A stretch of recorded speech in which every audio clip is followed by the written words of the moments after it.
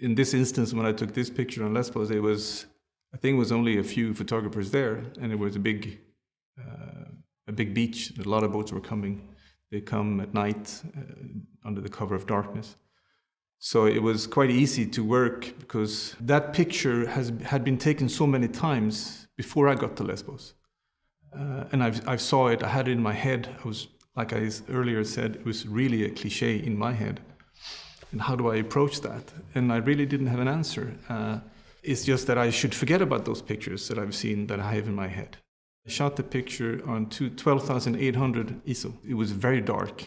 And of course, the flailing flashlights from the aid workers who hits the face of one refugee made the picture. But also the flashlight that bounces off the rubber dinghy, I think, and hits the water. So you can see it's the water, you can see it's the dinghy, you can see the face of this guy. So it all connects into a picture that maybe in one way, the language of the picture was a little different. So there's always a new approach to the subject. And that's what makes it so humbling to be a photographer, because you never know. The instant a flashlight hits somebody's face, that microsecond makes the picture, or not makes the picture, and you never know. So I'm very happy that picture came together like it did, but that picture could not be interpreted if you haven't seen the other pictures. While approaching difficult subjects like I do and many of my colleagues do, it's always a challenge on many levels. It's like a post-traumatic stress disorder on a visual level, because everything turns into one trip immediately.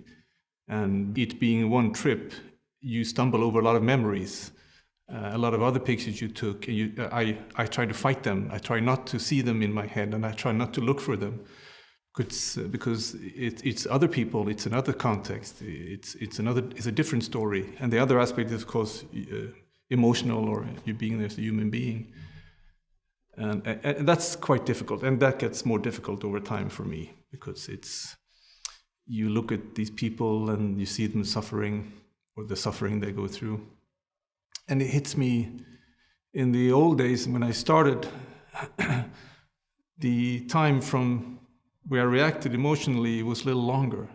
Now it's shorter, which I think is good in one way, because I think the people that we meet as professional storytellers, they judge you in the way you react to them. So I'm more and more really there, and it makes it more difficult over time for me to do it.